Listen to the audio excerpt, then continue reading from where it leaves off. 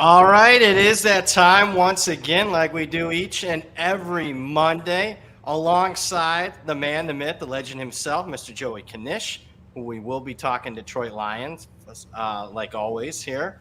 I'm merely Brad Powers. We got Zach Phillips producing. This is Hit the Books, part of the Hammer Betting Network. Before we get into a loaded show, we got Aaron Rodgers. We got college football spring games led off by, believe it or not, Colorado. We also got a thing called the NFL draft, and we will have some draft bets, or at least I'll at least release some stuff that I've been betting just as a half hour ago. So before we get to all that, let's pay some bills. Keep in mind that Hit the Books is brought to you by BetStamp. The easiest way to improve as a sports bettor is to use multiple sports books and always get the best odds. We recommend using an odds comparison tool like BetStamp. BetStamp compares odds across every sportsbook for games, futures, and player props. You can save time and money by checking BetStamp before you bet.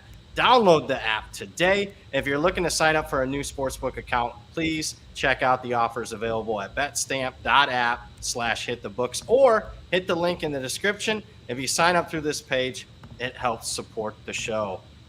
Knish, oh my goodness, we got breaking news here just before we came on. Have you seen the trade that just went down, breaking from Adam Schefter? Aaron Rodgers, it's now official, will be a New York Jet.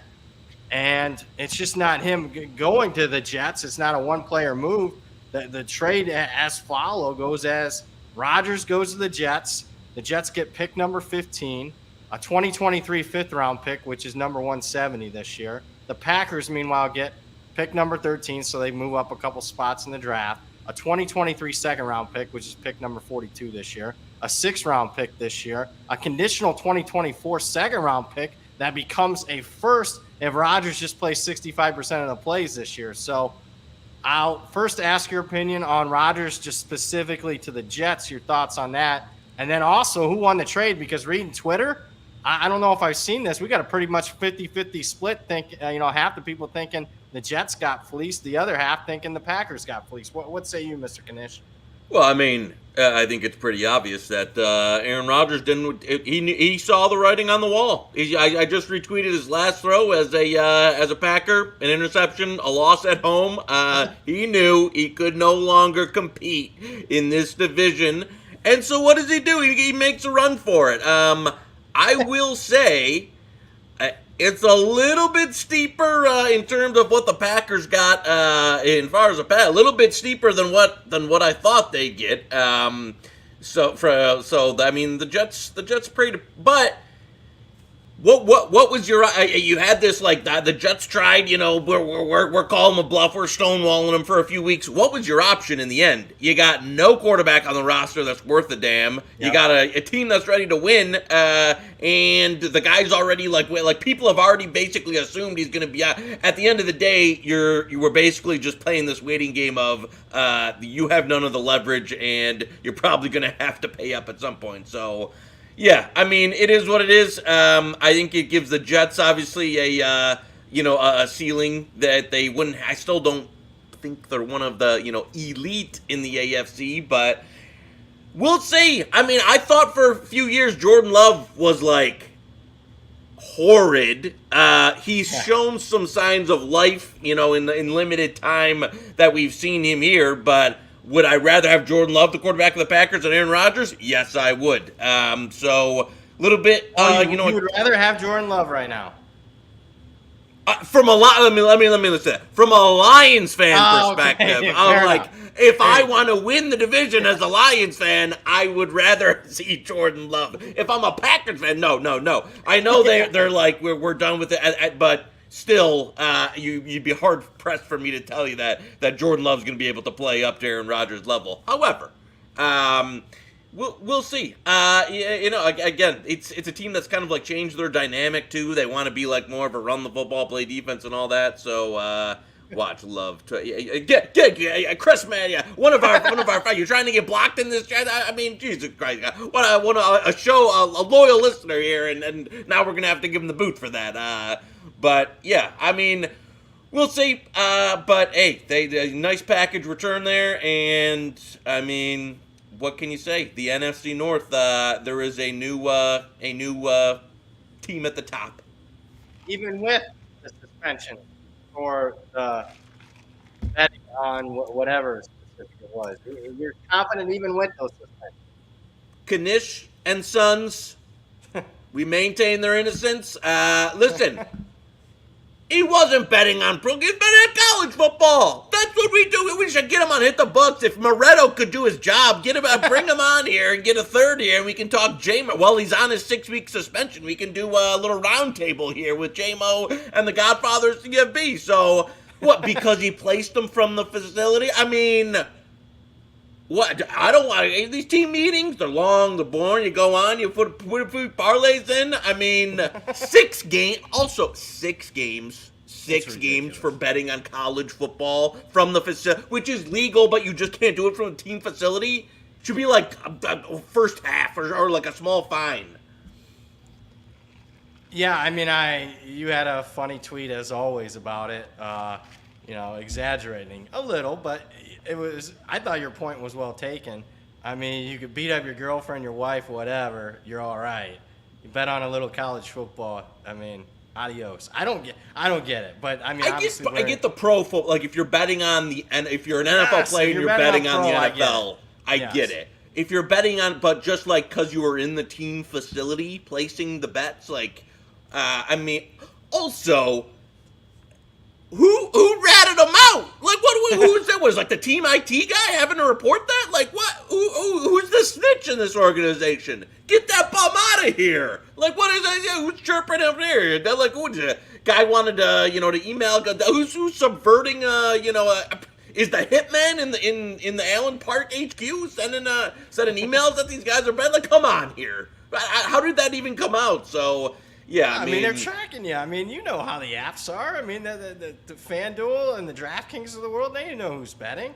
Yeah, I gotta have a beef with some people at FanDuel there that they turned in my guy JMO. So there was an it was like 3 weeks ago. Brad Holmes came out and said something about like Jameson Williams accountability, and people were like, huh? Like, that's weird that he said that. Like, is he you think he's like, not showing up to OTAs or something, but no, it comes out he's, doing same game parlays on, the Bama game for all season, so. One more thing, and I do agree, all jokes aside, I agree with the Lions. They're the favorites. I mean, and they deserve to be the favorites entering this season. Did you get down on anything? There you go. I mean, they are, though. I mean, everyone jokes about it, but you know what the Lions do? They cover point spreads. Not just last year, the year before. I mean, they cover point spreads better than any team in the NFL the last 2 years. So I know we like to joke about them, but I got to be honest with you, and I said this to you, during right after that game. I mean, if you're a Lions fan, you got to be proud of this team, man. What they did to Aaron Rodgers in that final game, I mean, that's as quality of a win that Detroit's had in the last 30 years, what they did, with nothing to play for, and to basically end the Aaron Rodgers dynasty in Green Bay. Man, that even looks better now with today's news. Let me ask you this, though. Did you get anything down on the Jets? I know it was baked in kind of already that it was almost a done deal, but did you get anything like even a month ago over win total or anything? You know what? I wasn't. I know like the very very initial prices if you got some of that before it came out, but I didn't end up. That division is tough. The original prices weren't like super attractive. So I didn't. I don't have any Jets exposure right now. I know there was some like originally when this was first rumored some like 350-ish. That's came down. There might have been some 4-1 out there.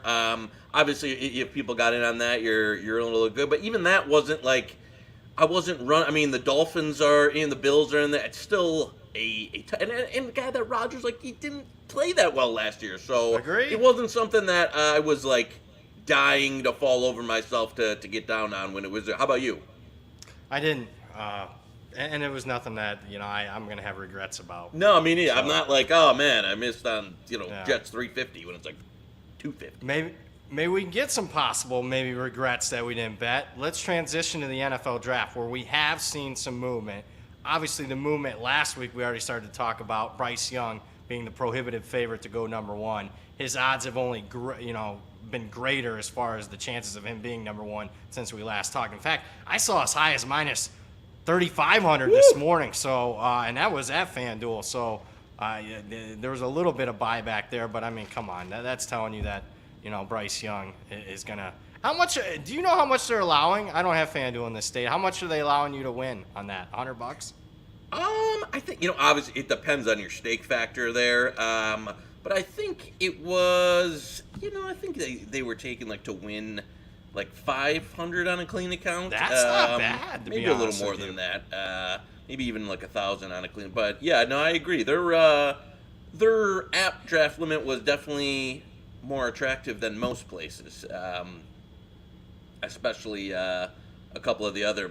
Now the thing being that if you make one of these, that's going around. You make one a new account, you start betting draft right away. You get 3 bets, 5 bets before you're getting hacked down there. So it has definitely become a big red flag in terms of from the recreational books in terms of what you can actually bet on some of these. The big move that we have seen since you and I last talked, number 2 overall pick. This is wild. Will Levis now the favorite. In fact, he's the minus money favorite to be taken number 2 overall.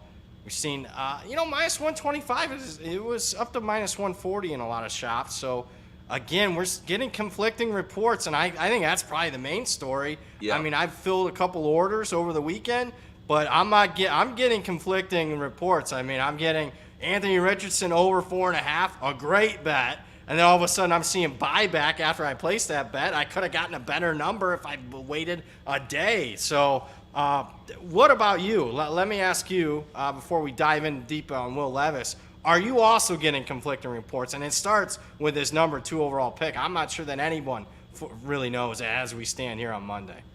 Yeah, I agree. Know some of the guys that moved on that number 2 selection. And it's not me, I'm not gonna not me calling them out or anything. It's just I'm not sold that it's an ironclad info where, especially when you've got a number of other the public sources kind of all over the place, and even some conflicting info around the team, around what Schefter, around what Rapp's saying, around what some of the buzz is behind the scenes. So I didn't invest in any of the Levis number 2, even when some of the move was happening, just it's not fully trusting the info. And usually when you've got all this different sources coming around, it makes it the Bryce Young stuff. You had Schefter doubling down, then you had obviously the move coming in, and people so that to me I think you can say is as close as to a done deal. This far out from the draft as you can. The number 2 pick, I don't feel strong enough especially to lay chalk there on the Will Levis selection at the moment. And then you're talking. I mean, I don't know if I felt less confident in terms of a top 5 of 2, 3, 4, 5 could go so many different directions right now. I know I've heard some people say just as far as a small portfolio with some longer prices in terms of some of the exactas or variants that could happen. Yeah. I agree. I think you could see Levis, Richardson, Wilson, Anderson. I mean they're all go number 2, and then 3, 4, 5 can go from there. So this is probably in terms of draft liquidity and exposure, and some of this is just what you're able to get down. This is just. This is one of the lighter portfolios I've had in quite a while, sadly, and some of it's ultimately uncertainty, and some of it's other factors. But no, I don't have anything on that number 2 right now. Yeah, you? I mean, there's been past years where I've been super confident in exactas, going right through it, 1, 2, 3, even up to the first 5 picks, and been confident in that's what it's going to be. So I have not gotten involved in that. I did. Full disclosure, I bet a little Levis under 4.5 when the market started moving. Because again, generally speaking, I think the moves on that weekend before the draft are relatively sharp because there is a little bit more liquidity in the market. So I did take part in that. I took part a little bit in Levis before Stroud. You had pro Levis smoke out there. You had very anti CJ Stroud with the poor scores on the cognitive test and whatever. Yeah, I mean, I'll be honest with you. If you watch him play against Georgia, you don't believe the test. If you watch him play against Michigan, you kind of believe the test. I mean, because there were some plays to be made, and for whatever reason, he was off. So, yeah, I mean, Patrick Burns in the chat, nobody knows shit. Yeah, I mean, as of right now, unless something really starts breaking free in the next couple of days, I agree with it. So I'll be betting, but I mean, I'm not betting with a lot of vigor and confidence as of right now.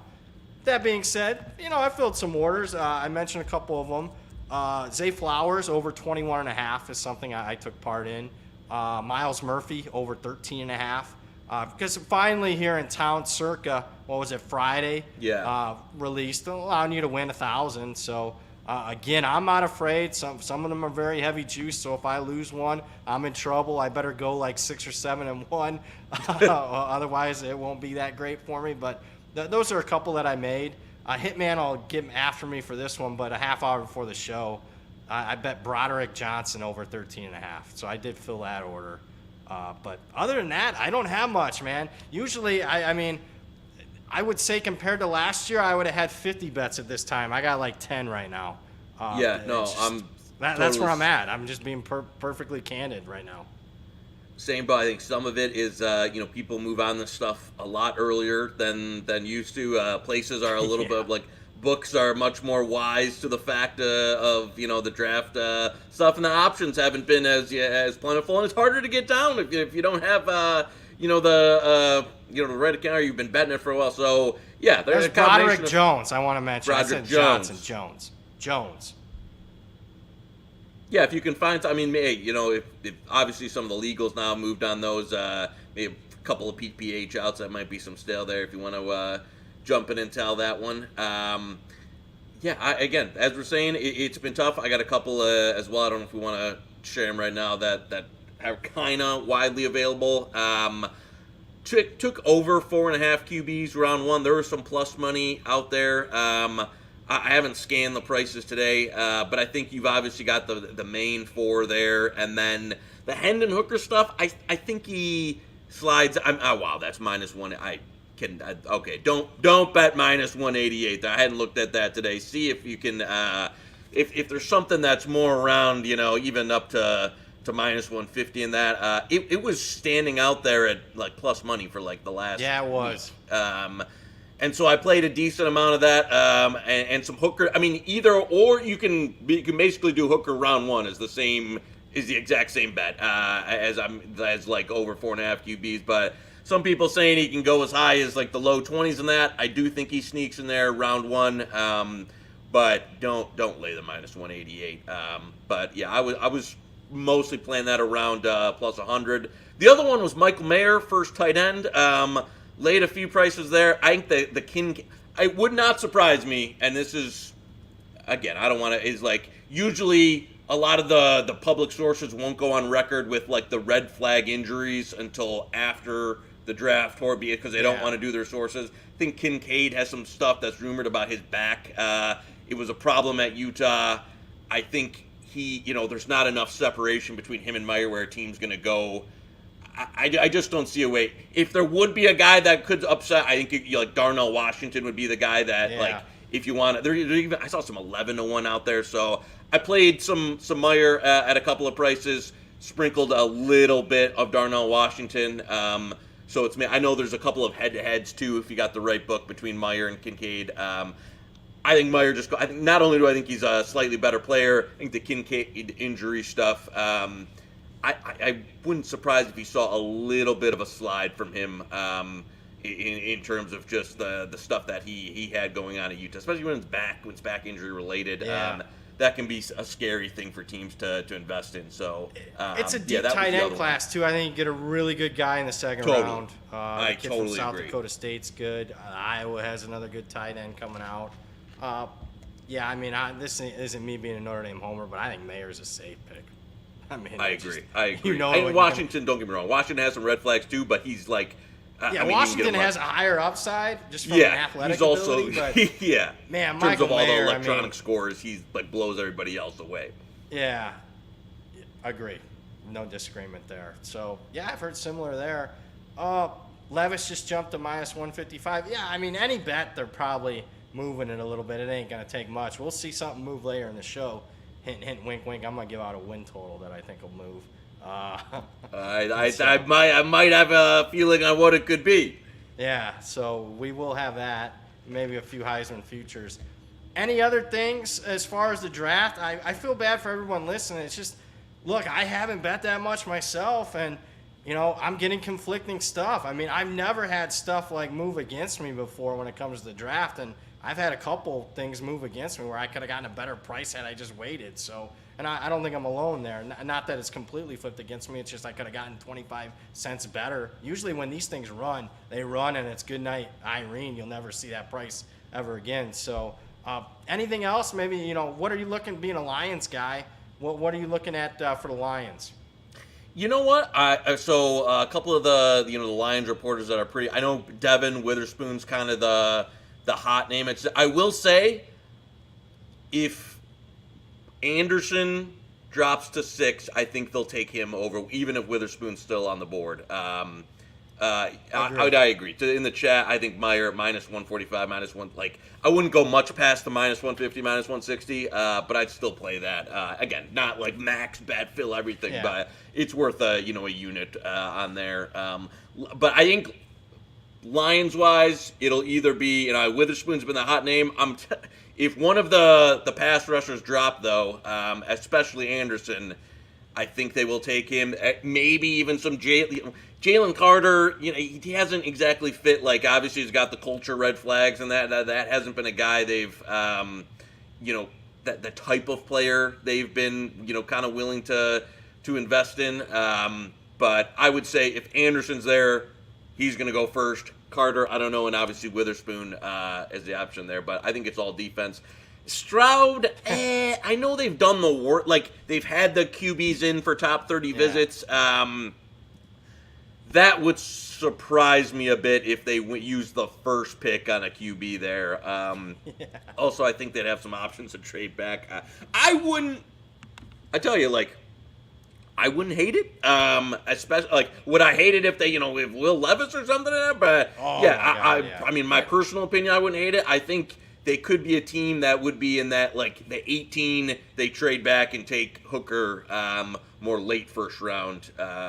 It would be a thing. So I would say it's an option. Do I think they're going to do it? No. I think it's much more likely they go defensive line or just end up taking the corner there.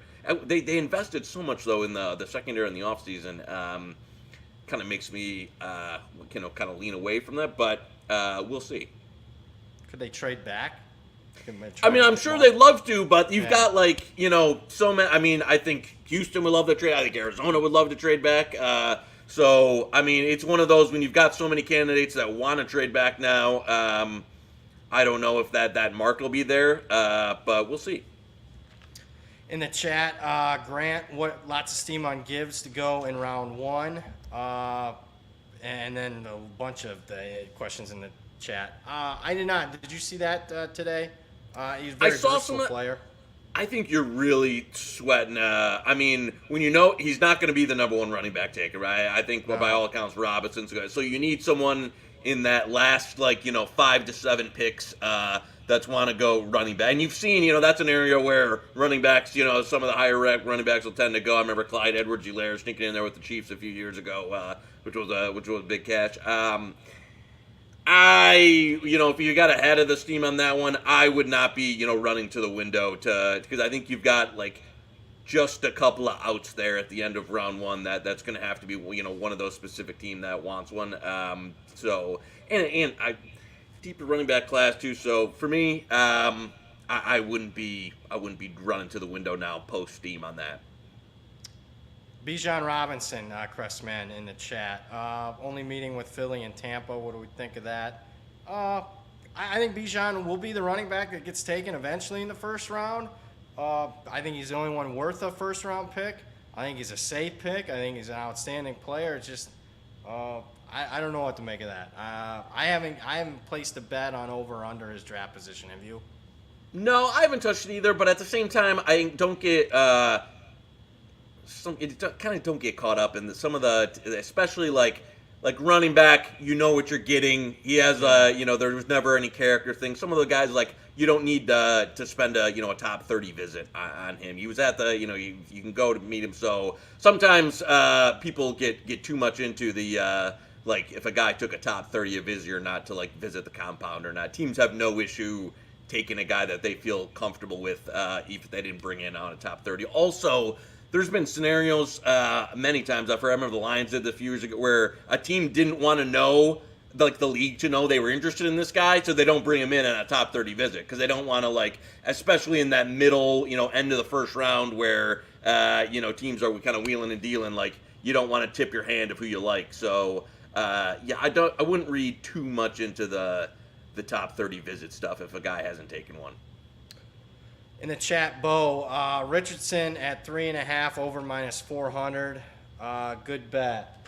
3.5. Yeah, because I bet over 4.5 and laid some juice a little bit on that. So yeah, I feel better about that. That minus like 4. There's just too much stuff that can like if Houston and Arizona don't trade the picks, is that going to cash? Yes, but. Yeah. Both of them, I think, Arizona for sure would love to trade their pick. So yeah. I think you're rolling the dice that somebody trades up there that really wants them and grabs them. I wouldn't. It's not the type of draft I want to lay that kind of juice. I just what are we doing? What is this?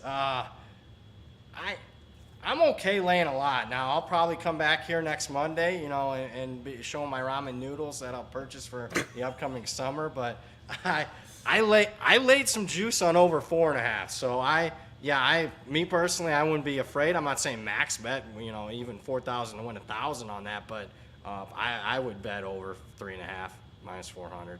And that's just not me coming in here, my opinion on him. I don't see him going the top 3. Anderson. Is another one. I bet that one. I'm getting conflicting reports on him. I bet over 3.5. Laid a little bit of juice there. What have you heard? And there was kind of some buyback, so I got worried. But I did bet, even though I love him, Will Anderson, I bet over 3.5.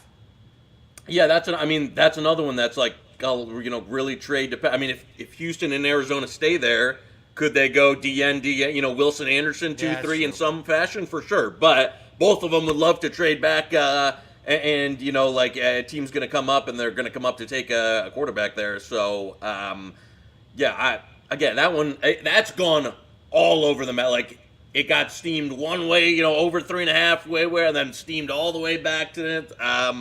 It's another one where, like, there's so much conflicting info at 2 or 3, and both teams are, like, so live to trade 2 or 3 and would love to that, it can be a little bit crazy. That's another one I haven't.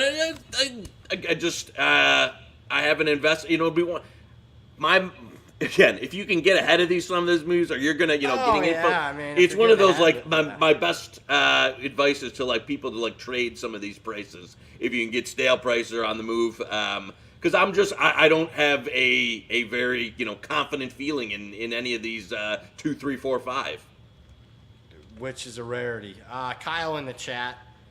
Broderick Jones number. I played 13.5. I laid -155. Bet it again at -175. 14.5. I'll be honest. I'm filling orders. It's not like, ooh, I have inside info. Guy by the name of Hitman, who I love, told me, hey, fill it. I filled it. And hit him up on Twitter and see if he would still bet over 14.5 plus money. I'm guessing he would say that's still okay, maybe not max bet there. What has anyone broken it down? Obviously at the top of the draft, each number is probably worth a little bit more, but once you get in the teens, how much is one draft spot worth? Do you know? Yeah, and it's hard to get because sometimes you're trying to avoid like that. You can price in of like what one draft spot, but if the team that's sitting at 14 is a live target to take an offensive line, that's where. Yeah. It gets a little dicey because you might not think that one spot is a significant change, but it might be that spot that would take them, if you go there. So, a lot of it's kind of very intricate in terms of like what each teams would be targeting in that. And then again, as we said, trades all around in there. Yeah. One other, Adam in the chat, tight ends under 2.5. I have bet that. That's another thing that I have bet. So I think we've pretty much gotten to the 10 bets or so that I have made personally. I've been following along, listen closely, watch the replay, and if you like what you hear, smash the like button. But I think I played a little bit less juice than minus 270. That's a little more rich than I played it. I played it more in the minus like 175 range. So, but I don't see 3 tight ends.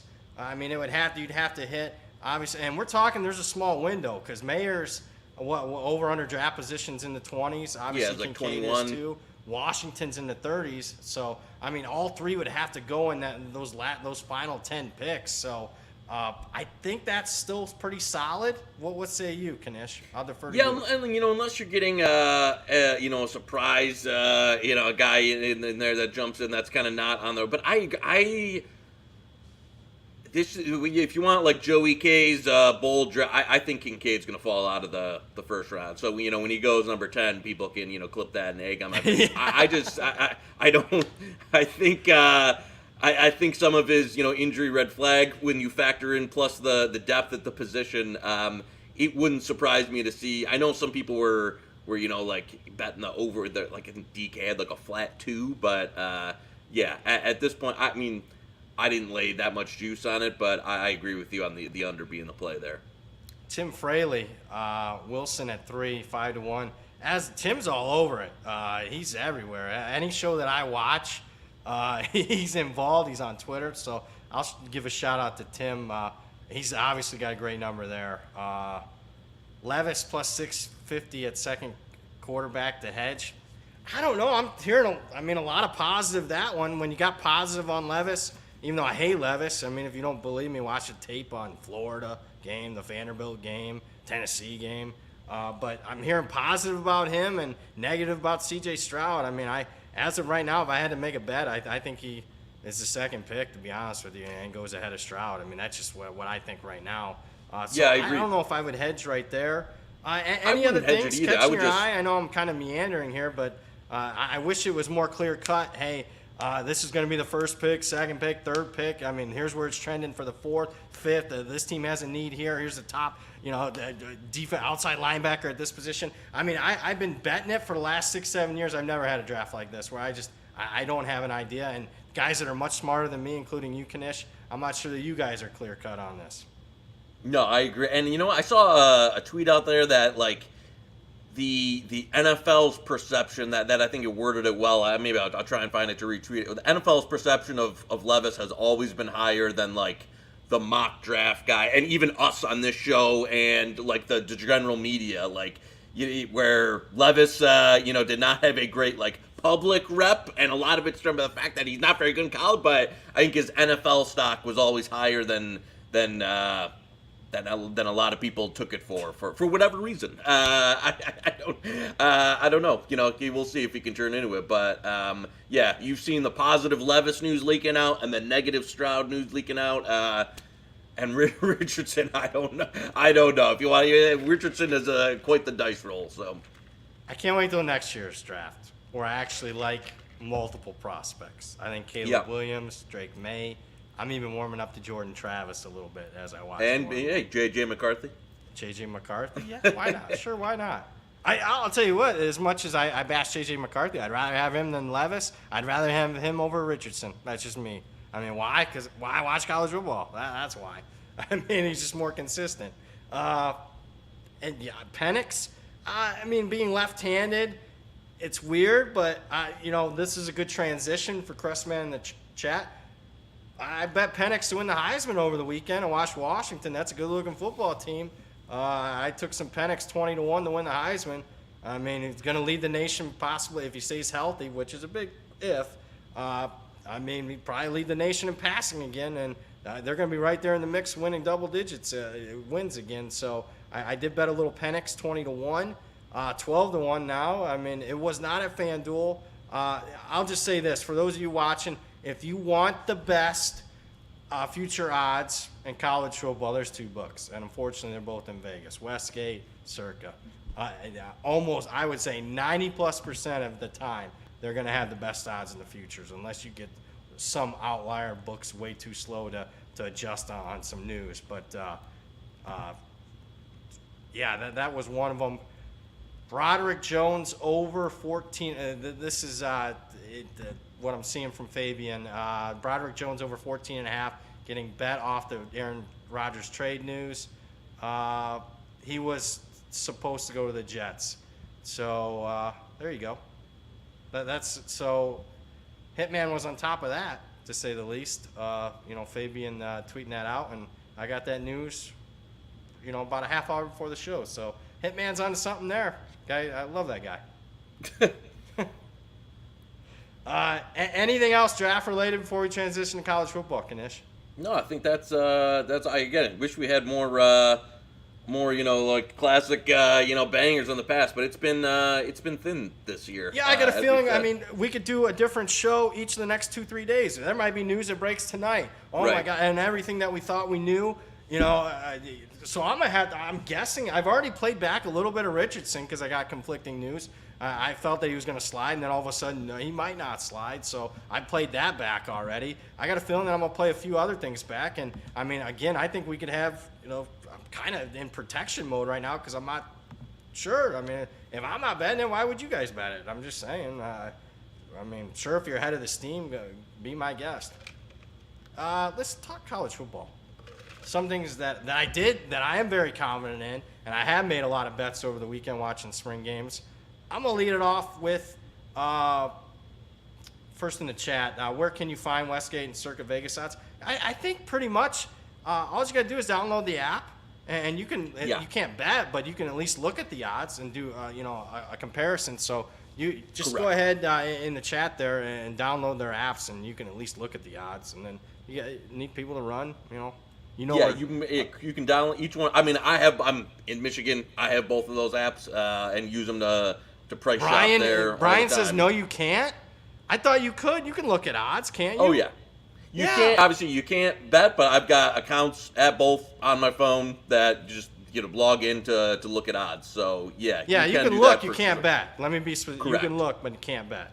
So I mean, again, they'll have typically the best odds. Let's talk college football. Let's talk about the team that when you have spring games like Oklahoma, Notre Dame, Alabama, LSU, you'd think we'd lead off with them. No, I'm going to lead off with the team that was on ESPN on Saturday. I saw you tweeting about it. I actually watched the game, and I got a bet for everybody here in a lit'll bit. But what'd you think of the Colorado spring game spectacle? Number one, let me say this. People think I'm very anti-Deion. I'm a hater. I'm not. I just don't think they're going to live up to all the hype that's around them. That's all it is. It's nothing personal. It's just I think they're overpriced. But, I think it's good for college football. It's bringing a lot more attention. I mean, Colorado had 45,000 people for a spring game. That's great. Not only for Colorado, the Pac-12 and whatnot, that's great. So, all in all, it was cool to see. But on the field, player personnel-wise, I did not like what I see. I will say one positive. I think Shadour's a little bit better than I expected. Yeah. He's filled out a little bit. Can't say the same for Travis Hunter. He's too thin for me. I don't know if he's going to make it all 12 games against 11 of their 12 games against Power 5 competition. So I did not like what I see. I know you mentioned the stature of the roster. You can expound a little bit more on that. Is this camera angle coming through? Do these guys look like, I don't know how they're going to just in the trenches on defense, especially, they just have and again, it's a team where I know a ton of guys are hitting the portal. They've recruited horribly for the last few years. And so, this isn't a anti-Coach Prime, he's not going to be able to get the job done. He's walking into a, scolding disaster. And I think, and I know this isn't his style, but you remember Nick Saban's first year at Bama, people were he's downplaying expectations whenever he can. But that's not kind of Coach Prime's style, and I think it's creating this false perception that this team could be okay. They're not okay. They're far from okay, and it doesn't you're not going to be able to get that type of size in the portal between the spring and the fall camp. You might be able to get a few guys here and there, but that the guys that the elite guys in the trenches are usually either not in the portal or they're getting sucked up by Bear Anderson going to USC. I mean, so it is going to be a rough year opener there, I think, for Coach. I did not. Again, I thought you said nailed the one thing that looked okay was Sanders. Yeah, he looked pretty good. He was Yep. He made a big leap from year 1 to year 2 at Jackson State. Looks like a guy who can be an FBS quarterback. God help him though, playing on this team and with this schedule. And I think you hit the nail on the head. The trenches where nobody wants to look at because everyone. I think their skill will be okay, to be honest with you. I mean, decent, but in the trenches, they lack not only depth, they lack size, they lack a lot. And speaking of what's happened here since the spring game, they've had 14 guys enter the portal today. And I get it, a lot of these guys are nobodies. They weren't going to play and whatnot. But 3 guys were starters in Saturday's spring game. The guy that had 150 yards receiving, that they clipped up that 98-yard receiving touchdown, he's in the portal. Look, was he going to be their top wideout? No, but, I mean, he was going to play this year. He was going to be a depth guy. And I'll mention it again, Colorado plays 11 Power 5 teams.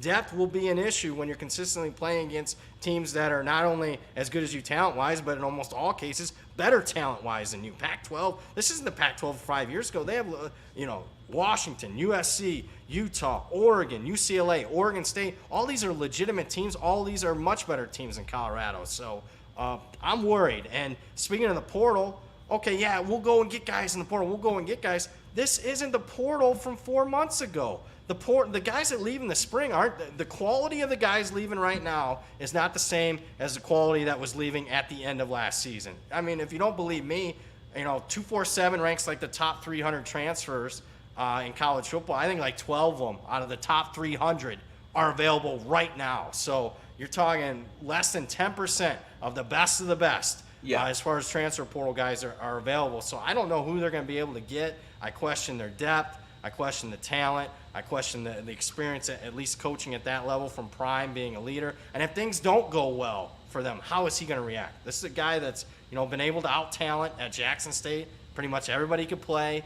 This is a guy, professionally, in his personal playing career, he just was, better than everybody else. How is he going to react as a person when he's constantly the underdog? I don't know. I mean, I'm not optimistic about that. So I guess what we're getting to, Zach, if you can pull it up on FanDuel, it's Colorado's win total. And we won't count this in the records, but if anybody wants to bet this, I think, is that it moved a win? I think they right. Somebody in the over in the trading rooms, queued up on the show here. So yeah. Oh my God. Well, I can't. I mean, I would still lean under, but I thought that was 4.5. 30 minutes ago. When we start. Yeah. You don't believe me? I have the ticket. I had people running. So, oh my God. I'd still lean under. I can't believe that moved. So I guess I don't have a bet. If anybody's in the chat, when did that move? I mean, that's unbelievable. I think it was, I'm pretty sure it was during the show because I saw some comments in there. And then it was 4.5 because I knew where you were going when we logged on. But I think some people knew where you were going there. It says 30 seconds ago it was 4.5. Oh my God! I mean, obviously we can't count it anyway. But I think that's a good bet. Here's what I will say though. I think we'll still be able to get something similar. Maybe not 4.5, but maybe 4. There's so much hype around this team. I mean, you caught some feedback because you made a comment which was basically true. You said this looks like a high school team. They do. And then. I mentioned jokingly, I couldn't believe it. I jokingly said, hey, you're 2023 Pac-12 champs, and a lot of people took it for what it was. Yeah, this is going to be the Pac-12 champs. I mean, they didn't even know I was joking. So I do think there would be opportunities to fade them. We didn't get 4.5, but I think you'll be able to find 4. There's going to be there's bet 365 right now, 4.5 under. That's a good bet to make. And look, numbers-wise, even with everything that's happening right now, I'll be super optimistic and say, hey, this team will be 2 touchdowns better than what they were a year ago. I'm still only getting, mathematically, only like the 3.5 wins at max, upgrading their power rating like 2 touchdowns, 17 points from the end of last year. And I'm not even sure that's going to be the case this year. So It was a good bet for anybody that got it. Under 4.5 is really good. Yeah, I mean, if I had, like, if you told me, you got to put in an exact win, an exact, a plus EV analytics special of how many wins, you got a $10,000 free bet. How many wins do you think Colorado's going to win this year? I'd probably put it on 2. I mean, I don't know. I don't know where the wins are coming on this guy. I know they got Colorado State at home. I don't know, and I just, man, I think they are in for, and this reminds me, like of the early, Sean Lewis years at Kent State when they didn't have much talent and they, schematically, and they were trying to run pace and that, and they just that's not going to be good. No, I don't think it's gonna. Then that puts a big strain on your defense when you're going 3 and out. Yeah. So I think it's gonna be. I think it's gonna be ugly, and they're gonna need not only. I mean, again, as you said, like the guys that leave after spring are guys that didn't have a job on their team. Like they're leaving. The guys that leave after fall are leaving after season. Usually you're getting, as you said, a higher quality of player. The guys that are leaving right now are like, I don't have a job on this team. I'm not on the 22. The depth chart, so I'm gonna move. That's not a way to build a football team. So he's gonna need a at least a year of talent accumulation before this gets to even a passable level. Zach, pull up a couple more. I bet these, so why not give them out? Let's watch them move. Pull up the Game of the Years on FanDuel, and maybe we can even I'm not sure if DraftKings is also available. I'm going to talk. DraftKings released a lot. I think we got a loaded show. We'll need to fill shows in the future here. We'll talk to all those DraftKings games next week. We'll devote almost the whole show to that outside of a draft recap. So that'll be coming next week, all those. I did bet a few of those. I'll ask you quickly on one of those if you bet a few of those. But looking at Colorado, do they even have them up here? Week 1, they're playing TCU. Let's see if they kept it up. Did they pull it? It looks like they might have. No, I laid 17.5. 18's not that key of a number, so I think that's okay. TCU minus 18.5 there. If you want to grab that, I think it closes 21-ish. Go to week 2. I have made this bet. I've laid 6.5 and 7 with Nebraska. 7.5, don't do it. It was right there. You just missed it, Zach. 7.5 now. Maybe DraftKings might still have 7 if you want to flip there, but those are 2 bets. I mean, I've gone against Colorado quite a bit. Anything that I could find right now, I want to fade Colorado. I'm not buying the hype, basically. So, I mean, I know the TCU line seems a little steep, but, I mean, I'm going to tell you what, Knish, at the end of last year, that line's 35. TCU 35. I mean, I know they're taking a step back, but I like Kendall Briles. I think he'll push the pace. You'll have a lot of pace there, and I think when you get more plays and the superior team's got more reps to exert their will on you, I think that's going to be a blowout there. There you go. Good guys, have faith. I love it. Yeah. Cressman in the chat. They might as well move a few more. I did bet A&M. Shop. DraftKings might have a little bit cheaper, but I do like A&M against Miami. I know you like A&M quite a bit, Knish. I did bet A&M too. So we'll get to a bunch of these. I bet like 25 of them already. Did you bet any DraftKings Game of the Years? You know what? I've been light on the draft. We talked about some of the FanDuel ones. Haven't gone crazy. It's because it's a little harder to get down at some of the DraftKings stuff for the long term. But I agree. They had, and it's good to kind of save a couple here for to going forward. The one that I had bet at which I think got beat down. I took some Texas after the spring game versus Alabama. But now I don't touch this. It was like 10.5 when I bet it, but that was one after DraftKings. DraftKings might have a better number on that game. I think 9.5. So you could. Yeah, I'd be okay with 9.5. Then I'm trying to look. I agree with that. Alabama wasn't as good as what I expected. And DK Texas does have 9.5. I would bet that 9.5 still. I get Texas. I just like, I know talent-wise, they're loaded. You had the Ewers reports that he was looking good. And, you highlighted over the week that Alabama quarterback room has some... Now, you're running the risk when you're betting in April that, Alabama drops the money bag on some guy and he comes in as they allegedly might have tried to do to a certain Miami quarterback. But, yeah, I don't think the Bama QB room, I just don't think either of those guys are championship level quarterbacks. Agree. So I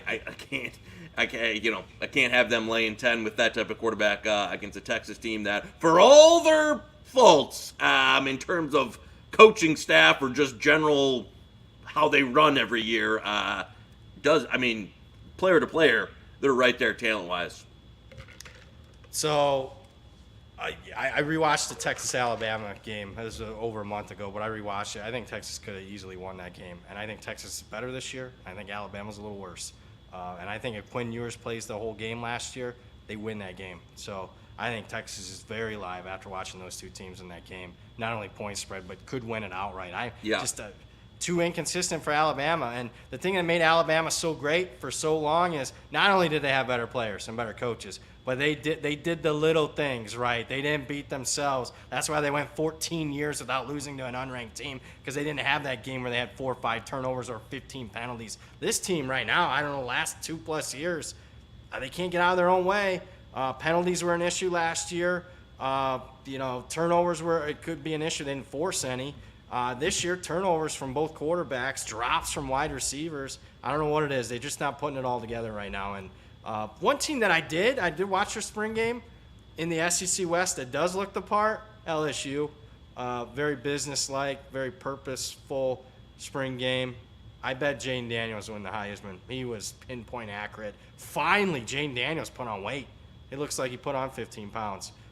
Legit. That's a legit-looking football team, folks. I got them number 5 in my power ratings right now. And if they were hosting Alabama, the only thing I think might help Alabama this year, they get Tennessee, LSU, and Texas at home. But LSU, man, I don't like Brian Kelly, but he's got something cooking already in year 2 at LSU. That is a legit national title contender. They're deep. They got an Oregon State transfer. Linebacker Spates, you complement number 40 very well. I don't know, a lot of that. I mean, the scouting did well. They have couple good freshmen that they did a good job with. They got quarterback depth. I'd take both their quarterbacks over what Alabama has.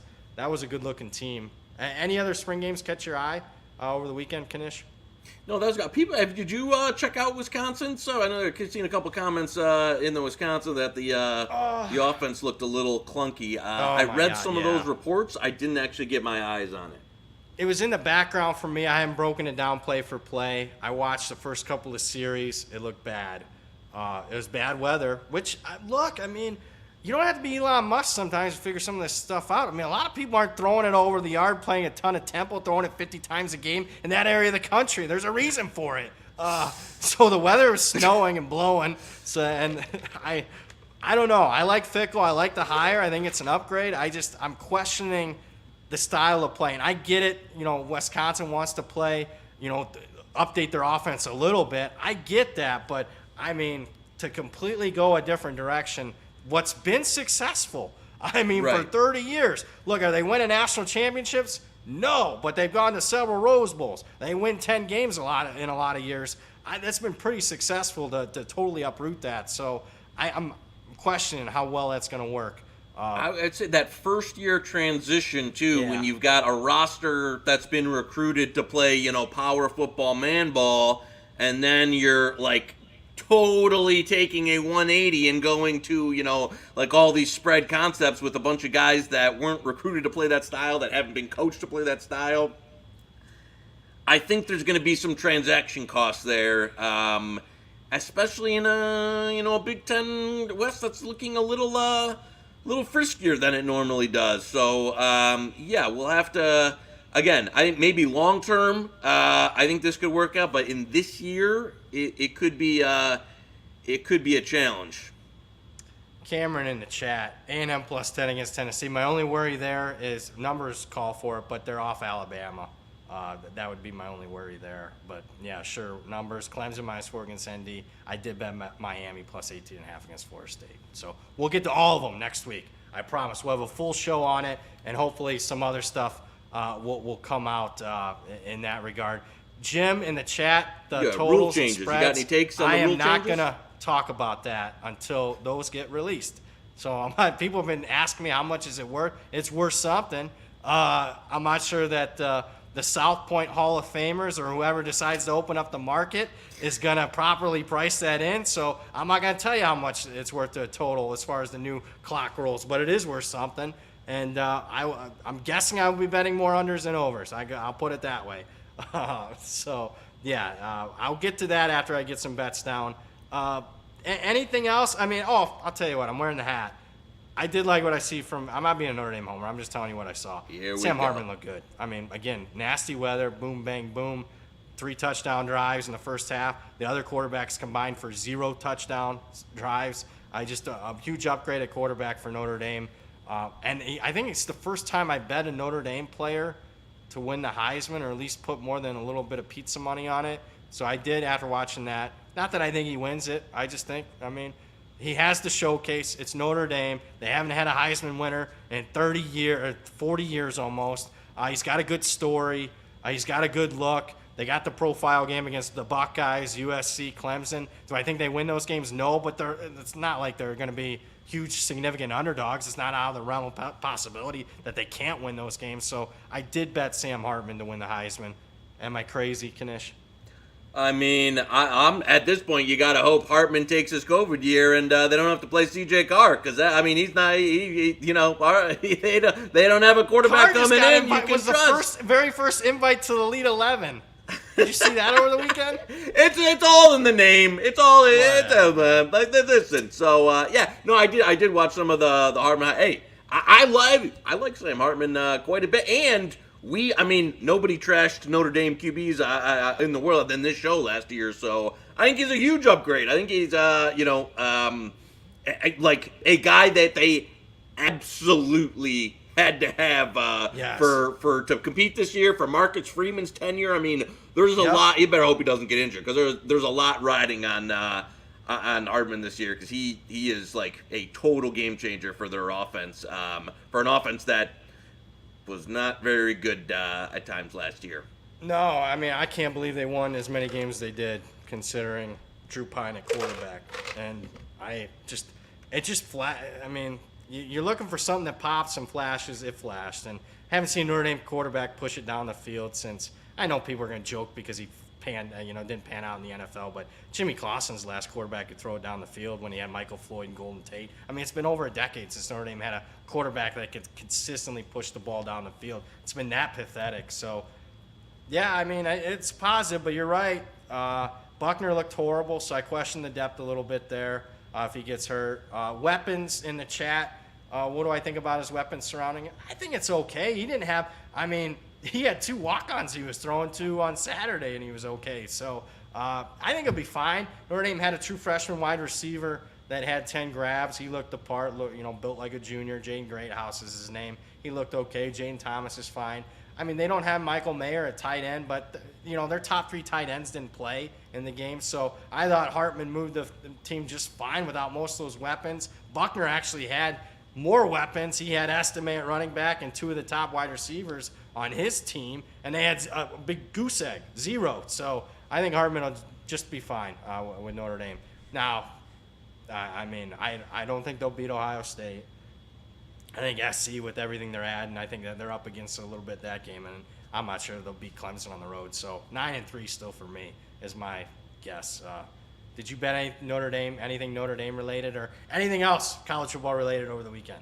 No, I haven't. You know what? But I agree with that. I think Notre Dame. It just, as you're saying, like, does it set up for them to, make probably not to that level yet. But hey, he gives them a ceiling that they don't have that they didn't have without him, and they wouldn't have without him. In terms of even 7-5 without him. I agree, and like competing.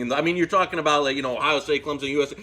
if he's not on this roster, they're not going to win any of the like. They're not. We're sitting here like no, like lost. Yes. Instead, you're sitting there and talking about like they can win those games. So yeah, I don't hate a Hartman Heisman shot there. Trying to think if there's anything else that I bet. As always, you're on top of it. Texas was good. That was one team that exceeded expectations for me. LSU, Alabama didn't look as good.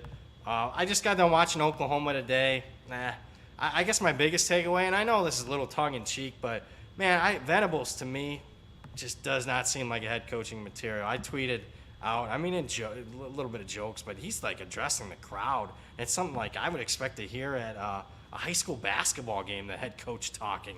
I mean, it was cringe, and I just there might have been a reason why he was a career coordinator until he got this Oklahoma job. I mean, for the talent level they still had on last year's team, that should not have been a 6-7 team. You don't believe me? They're playing one arm tied behind their back in the bowl game against Florida State. They almost beat Florida State. So something's not right there. But their 5-star freshmen look good. Peyton Bowen looked good. The defensive edge kid, I'm not even going to try to pronounce his name, but number 34, he's got an incredible wingspan.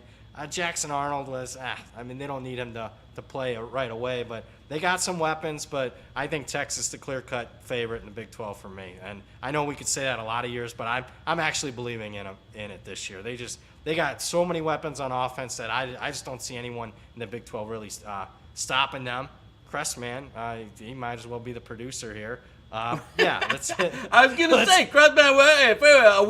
We can tell Pizza Man we can save some money and get Phillips. Put him on layaway, get Crestman up here in the stand. But I think this is one of those like I'm bought into the. I don't know how many years in a row people are gonna troll it. Like you buy into the Texas stuff. If Ewers is the real deal, if he's gonna be they'll allow you in the spring game and take football that serious, and you're seeing a big upgrade from him. The rest of the roster is absolutely loaded. And so I don't like, I know people are going to like hashtag Texas is back, but yeah, I think they're absolutely the clear cut chalk there in the Big 12. Now, am I running to the window to play, 2-1 or any of that? No, but yeah, I think they are the team to beat and a team that could have legitimate playoff national title aspirations this year. It's I don't want to put that on tape, but I mean they're in that tier. They're in that that 18 how many teams this year can win I think 8. Yeah, how many teams in the country, it's usually a list of 6 to 8, sometimes less, can win the national title. I'm putting them in that group. I bet him 30-1.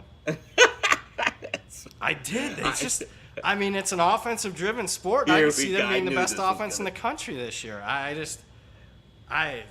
know that. I bet under their win total last year. So I've been negative on Texas for a majority of this run and not buying into it. I'm buying into it this year. I think, outside of the Alabama game, they'll be favored in every game. And I think they're probably 6 points better than the second-best team in the Big 12. So if they don't win it this year in the final year, then they clearly underachieved. Anything, final closing thoughts before we pay some bills with some sponsors and anything else, Knish? No, I think we're ready to go here. Get into some other game news next week, and hey, good to be. I wish people the best of luck, and I wish we had more NFL draft stuff. But hey, we don't blow smoke up your ass in here with some stuff that either we don't feel comfortable investing in ourselves just to pick type of thing. So if we're talking about on the show, we're backing our own money behind it. So how did the fade Moretto on the NHL go? Oh, it's going well. Here's what I say. Canes are going to win the series, so that's going to go Stars Wild 2-2. So let's just say. We need Minnesota to come through for us big. That's still up in the air. If the Wild win the series, he might have to delete his Twitter account because let's just. I'm gonna be doing another show called Edgework in the morning NHL. We're booting Moretto off that show and getting someone here that knows what they're talking about. Joey Ice. That right there is the man, the myth, the legend himself, Joey Knish. Make sure, guys, you're subscribed to Hit the Books YouTube channel so you get notified in real time whenever a new episode drops or we go live. If you do enjoy our content, please smash the like button. If you're listening in audio form, please rate and review it 5 stars or 4. We'll take 4 stars. For all the show updates, make sure you're following at Hit the Books HQ and at the Hammer HQ on Twitter. For Joey Knish, for our producer extraordinaire, Zach Phillips, I am Brad Powers. You just watched Hit the Books.